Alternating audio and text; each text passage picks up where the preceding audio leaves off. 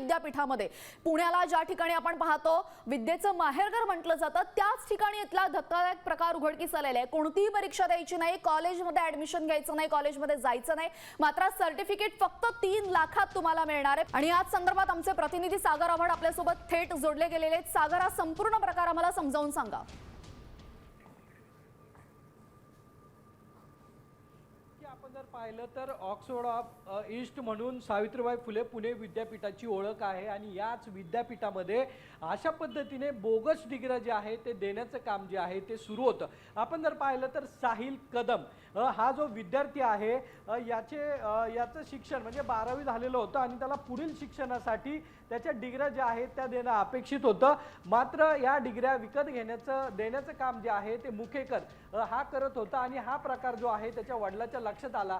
काही अमाऊंट जी आहे ती ठरलेली होती आणि त्याला म्हणजे तो वाडिया कॉलेजमध्ये त्याचं कुठलंही ॲडमिशन नव्हतं। वाडिया कॉलेजच्या नावाने या डिग्र्या ज्या आहेत त्या त्याला दिल्या जाणार होत्या। तो अजून शिकतोय, काम करतोय तर काम करू द्या असंही मुखेकरांकडून सांगण्यात आलेलं होतं। मात्र मुखेकर बरोबर इतर जे अधिकारी असतील किंवा हे रॅकेट जे आहे किंवा याच्यामध्ये कोण कोण सहभागी आहेत यामध्ये एक मोठी साखळी जी आहे ती विद्यापीठामधली सक्रिय असण्याची शक्यता जी आहे ती वर्तवण्यात येते। मुखेकरने फक्त कदम यांनाच हे डिग्री दिल्यात का, तर त्याचाही तपास जो आहे तो पोलीस आणि विद्यापीठाने घेणं आवश्यक आहे।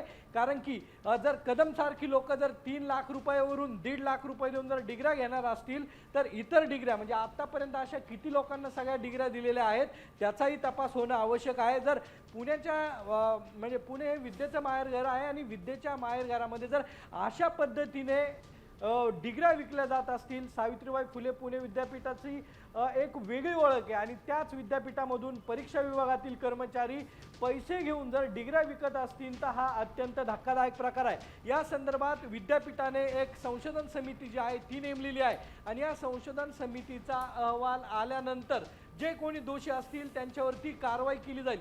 मात्र आजपर्यंत म्हणजे आतापर्यंत कुठलाही गुन्हा जो आहे तो दाखल झालेला नाहीये। संशोधन समिती या कर्मचाऱ्यांना पाठीशी घालतीये का किंवा त्यांच्यावरती गुन्हा दाखल होतोय का हेही पाहणं महत्त्वाचं ठरणार आहे। अत्यंत हा धक्कादायक प्रकार आहे आणि या डिग्र्या त्यांनी आतापर्यंत फक्त एक रिक्षावाल्याने हा उघड केलेला आहे। सागर, मला सांगा की आता हा प्रकार उघडकीस आलेला आहे, हा प्रकार आता उघडकीस आलेला आहे सागर, मात्र यापूर्वी सुद्धा असे अनेकदा प्रकार घडलेले असू शकतात। त्यामुळे असे काही प्रकार यापूर्वी उघडकीस आलेले आहेत का अशा संशय तरी आलेला आहे आणि यावर कडक कारवाई होणं सागर गरजेचं आहे।